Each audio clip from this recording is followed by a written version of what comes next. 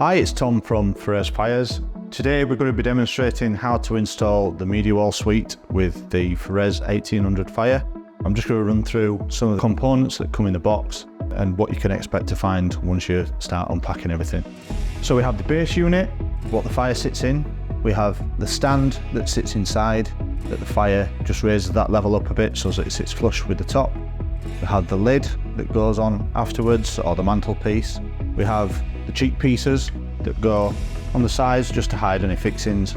There are some other fixings that come with the packaging, and we'll run through those later on once we come to it. So when you open your light package, your LED strip package, what you'll find inside is you've got your light strip, you've got your cable from your Fire, you've got cable from the Fire to the lights, you have your remote control, and you have some extra sticky strip. So this is the end that connects into the adapter for your Fire. On the back here you'll see a blue strip. You peel that off and it's like sticky back plastic. You just stick that onto there. You can see I've just started it off by peeling a little bit of the blue back. And I'm going to push that through there and then just start sticking to the underside. Corners can be a little bit tricky if you just fold it over slightly. And then try and run this as close as you can to the edge.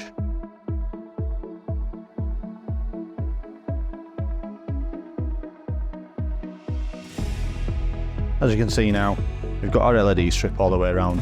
What we're going to do now is move this into position onto the wall and then start adding the other components in.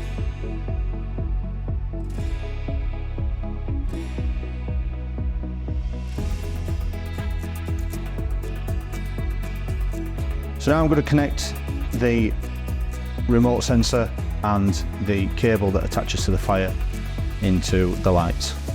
It's just a simple push connection. And you hear the click, that's in. They're both male ends, so you have a female end on this, that goes into there, nice and tight, and then we're ready for this end to go into the Fire. So here we have the 1800 Firez.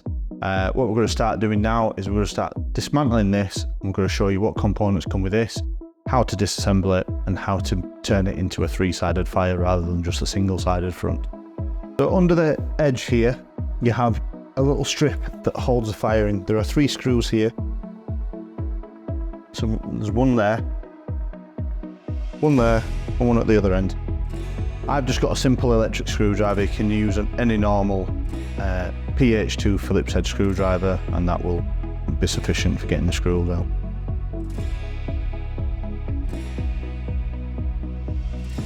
So the Fire comes with 2 suction cups. They come on packing on the front of the glass.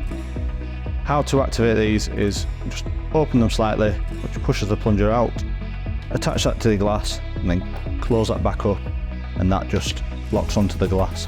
The same at the other side. And we've just lent that forward and then the glass, just grab it with your hands and lift that up and out. And that's how to remove your glass. So once you've removed your glass, there are 2 boxes in here.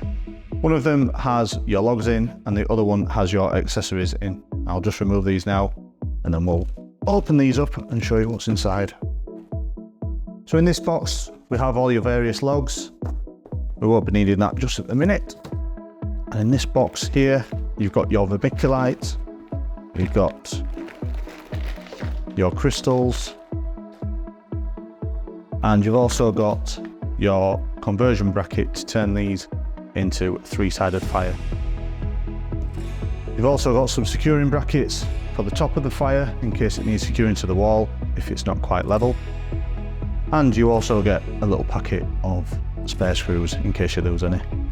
Your remote will also be contained in this box. It doesn't come with batteries, however, it just takes some AAA batteries. Okay, so what we have here is the side plate. This is to make it one-sided. What we're going to do is we're going to remove this and then install these brackets here that come with the Fire to turn it into a 3-sided. I'm just going to start by removing the 6 screws.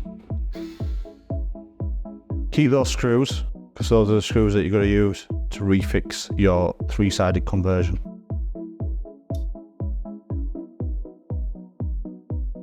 So the long right angle bracket goes at the back, and then you also have a top and bottom and a left and right.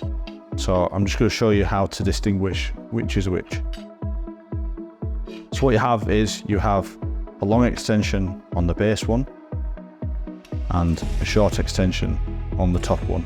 How you know that these fit correctly is when you put this one on here, you can see that little cutout there sits nicely on there. If I was to try and use the other side, obviously it doesn't fit on. Just the 2 screws again, one in there,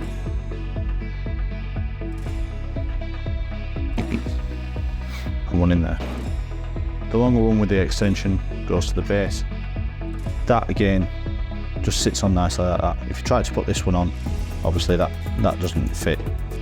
So what you're aiming for is a nice flush finish all the way around the edge of your glass. Again, just the 2 screws into the existing holes. And that's one side converted to your 3-sided glass. And then what we're going to do now is we're just going to move to the other side and repeat and do exactly the same. So as you can see, we've set this up now as a 3-sided fire. This side glass comes pre-installed, so there's no worrying having to mess about with glass. There is some plastic coating on here that you need to remove before installation. There's a sheet along the back that we've already removed, and there's a sheet along the base that just simply pulls off.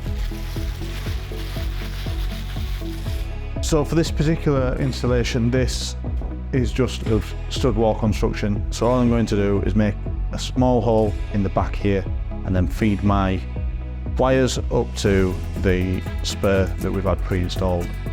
At home, if you've got a solid wall and you're wanting to run the plug to a socket, what you would have to do is make a small channel underneath the fireplace just to pass the wire through and then run it along your skirting or to the nearest plug socket. The lights around the bottom of the fire, they are fed from power from the fire. So you've got a male end here and a female end down here, and it simply just plugs in like that, and that's your lights that have got power now. Now we've got the power connected, we're just double checking that our lights are working and that our fire is working correctly, because once the fire is situated into the base unit, quite difficult to get in there to change anything if anything is not connected up right. So as I said before, when you open the front glass, get a box of logs that come with the fire. These are all shrink wrapped. Obviously take the wrapping off, you put your crystals in first, then your vermiculite, and then you arrange your logs on top of that however you see fit. There's no set plan, so creativity is up to you. So this is a base support that goes in the base unit. We're just going to sit this in now. This isn't fixed in place inside, just make sure that it's central to this opening here when you put it in, and then when we put the fire in, the fire will sit on top of this. That'll bring it up to the required level. So what we're going to do before we insert the fire into the base unit is just ensure that this base unit is level and square to the wall. So one of the reasons that we like to make sure that these base units are level and square to the wall is just to avoid any additional stress or overstress on the structure. Obviously once the fire's on and the lid's on, there's quite a lot of weight on this particular base unit. So as per the instructions on page 2, what I did was measured from the floor to the designated height for the 1800 fire, and then I've installed my bracket central to the fireplace, and then the rear hook on the top piece should just slide straight in there once we offer it up, once the fire's sat in place into the base unit. As you offer the fire into the base unit, you need to make sure the end with the cables goes in first on an angle, so that you don't trap or break anything as you're offering it in, and we'll just demonstrate that now. Now we have the fire in the base unit. There is some slight adjustment that can be made. So what I'm going to do now is just measure from the lip of the fire to the front of the base unit, and off the side of the fire to the edge of the base unit, and just make sure that's all square and even sat in there before I start attaching things to the wall. The next part of the installation is securing the base unit to the wall. What I'm going to use, because this is plasterboard installation, I'm just going to use some heavy duty pigtails. Those just screw into the plasterboard and just give the screw something to anchor into.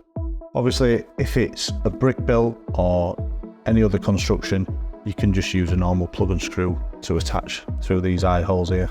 So now we've got the top piece sat on the fire. What we're going to do now is install the side cheeks.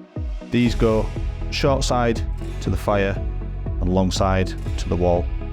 Now when you offer these up, they will be slightly higher than your top piece. All you need to do is just take a little bit of weight off there and those slides in, hold it in place with your side cheek and then screw your top bracket on, and then the side cheek will literally just slide into place flush with the back of your bracket and the back of the wall. So once all your components are assembled, obviously you've got a nice straight edge and you will see any imperfections along your wall in the plasterwork or whatever. What we recommend is that you just run down with a bead of cork on the back, that'll just seal that in. And also these cheek pieces, again, just a small bead of cork down the back edge of there will keep those securing in place and just finish off around your fire. So after installation, your hands may get dusty and mucky. We do have some handprints on here. We recommend for cleaning is just literally a damp microfiber cloth and just give that a wipe over. Or any mild detergent you can pour on there as well. That's absolutely fine. Try not to use anything abrasive because you will take the gloss off there, and just give it a wipe all over and then let it dry naturally. So now that you can see the full installation, the top is made from white marble and the bottom is made of white Carrara quartz. With the base and the top being natural materials, there may be slight differences in the colorations and the markings on here with it being a natural product. So here we have the finished product, the 1800 Mayfair Media Suite, complete with Firez 1800 fire.